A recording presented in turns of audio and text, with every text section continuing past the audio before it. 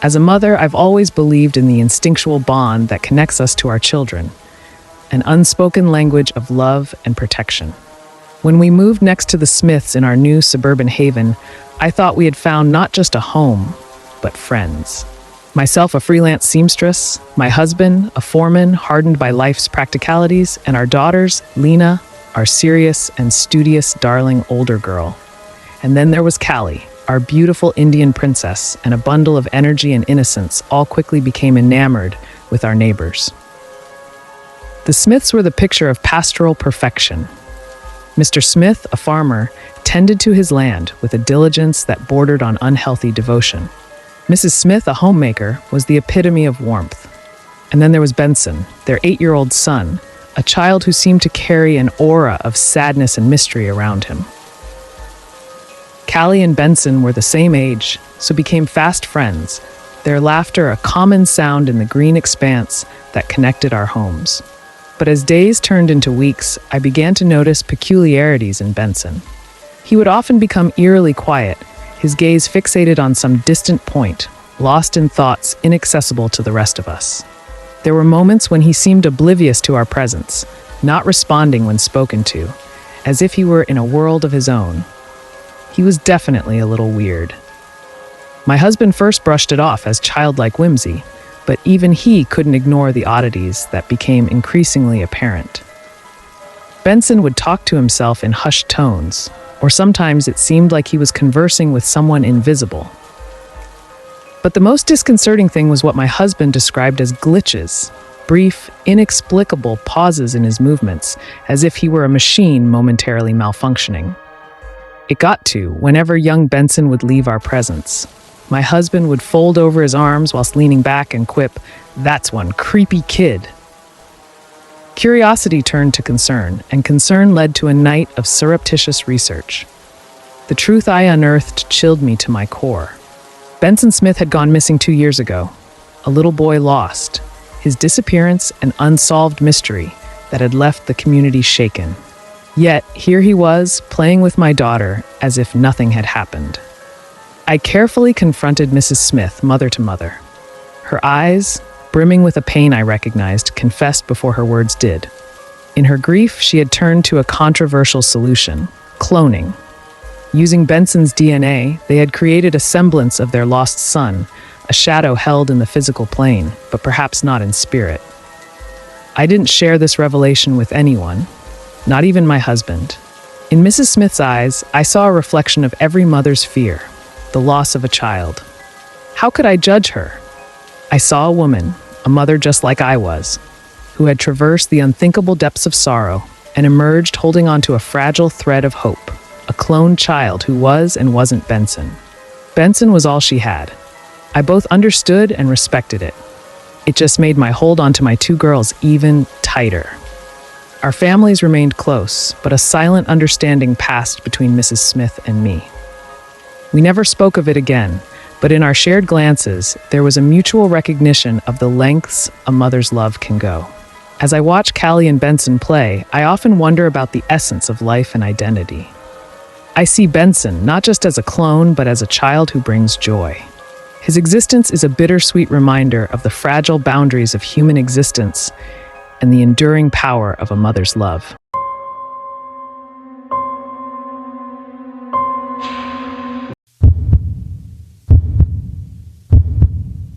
Since I can remember, my world has been filled with visions. Visions that are vivid, visceral, and more often than not, violent.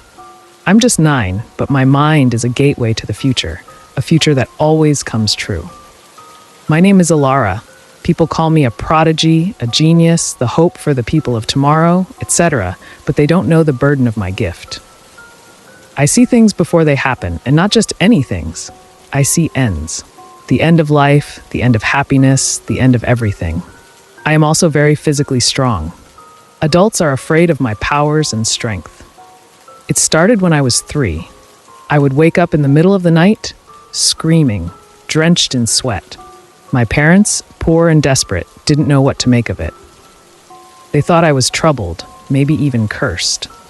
But then my visions started coming true. A neighbor's untimely demise, a distant relative's accident, a catastrophic event in a far-off land. I foresaw them all. At the same time, my parents would watch me lift heavy things that a grown man, let alone a toddler, should have had pause lifting. But to me it was thoughtless. A cinch. My parents, scared, bewildered, uneducated, and again, most importantly, very poor, did what they thought was best. When I was 5, they handed me over to science, to a group of people who promised to understand and nurture my abilities.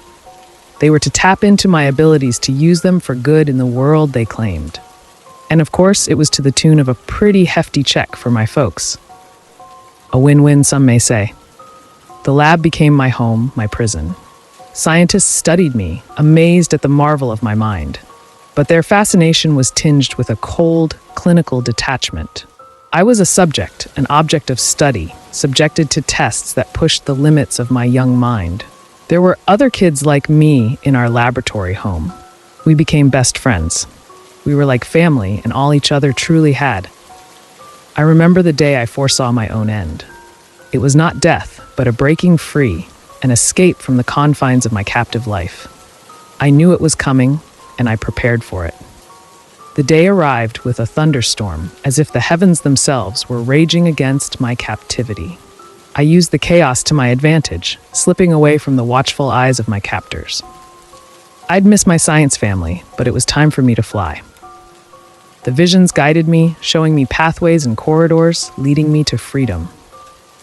I'm out now in the vast open world, but freedom is bittersweet. I'm on a quest to find the parents who sold me 4 years ago. I don't know what I'll say to them or what I'll do, but I need to see them, to confront them, to understand why. I really don't want to hurt them.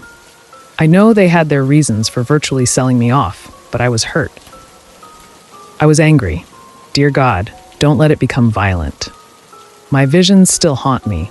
They are a constant reminder of the unyielding march of time and the inevitability of fate. But now, they are also my guide, showing me the way in a world that is both terrifying and wondrous. I see dead people, but I also see hope, a chance for a new beginning, a life where I am not just a marvel, but a girl with dreams, fears, and a desire to be normal for once and belong.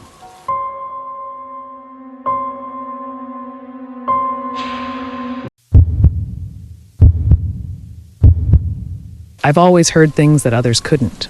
Soft whispers, like secrets being shared by invisible lips. When I was younger, I thought everyone could hear them. But the worried looks from my parents told me otherwise. They said it was just my imagination. But I knew better. It started with incoherent murmurs, a gentle hum in the background of my everyday life. I would be playing with my toys, and I'd hear it. A faint whisper, like someone speaking from another room. At first, it was easy to ignore, but then the voices became clearer. Then when I turned 15, things turned darker and more grim. One night, as I lay in bed, the whispers I had heard for years grew louder. "Find us," they urged. I was scared, but something pulled me out of bed. I tiptoed down the hallway, the voices guiding me. They led me to the old, dusty attic door. My parents had always kept it locked, warning me never to go up there. The lock readily clicked open, as if inviting me in.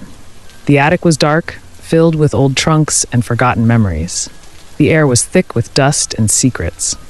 The whispers grew louder, echoing off the walls. Closer they beckoned. I broke out into a sudden cold sweat. My long dark hair became like a thick wet blanket on my slick neck. What was going to happen? I wondered to myself shakily. In the far corner, hidden under a tattered cloth, I found it, an ancient-looking book with pages yellowed by time. The moment I touched it, the room spun.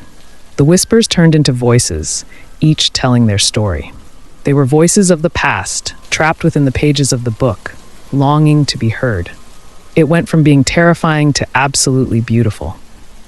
I could see them now, shadows dancing in the dark, each one a remnant of a soul bound to the book. They were not just whispers, they were cries for help, for release. Each shadow was a person who had once lived, loved, and lost. Their stories were of pain, betrayal, and unfulfilled desires. The more I listened, the more I felt their sorrow. It weighed on me like a heavy cloak. I wanted to help them, to free them, but I didn't know how. The shadows sensed my resolve and began to swirl around me, their whispers turning into a cacophony of desperate pleas. That's when I understood my gift. It wasn't just to hear the whispers, it was to set them free. I started reading the book aloud, each word a key unlocking the chains that held the shadows. As I read, the shadows began to twist violently, then fade away, their whispers turning into sighs of relief. The last page of the book was different. It was my story, written in a hand I didn't recognize. It told of a child born with a gift, a child who would hear the whispers and set them free. As I read the final words, the book closed itself, and the attic was silent. I returned to my room, the book safely tucked away. I knew my life would never be the same. The whispers might return, but now I understood my purpose. I was the listener, the keeper of stories, the one who would bring peace to restless souls. And peace is all anybody ever really wanted. As I drifted to sleep, I realized the whispers were not just eerie abilities. They were a calling, a responsibility I was born to bear. There were more trapped souls out there that needed to be released, and it was my mission to find them and do so. And in the silence of the night, I embraced my destiny and newfound power.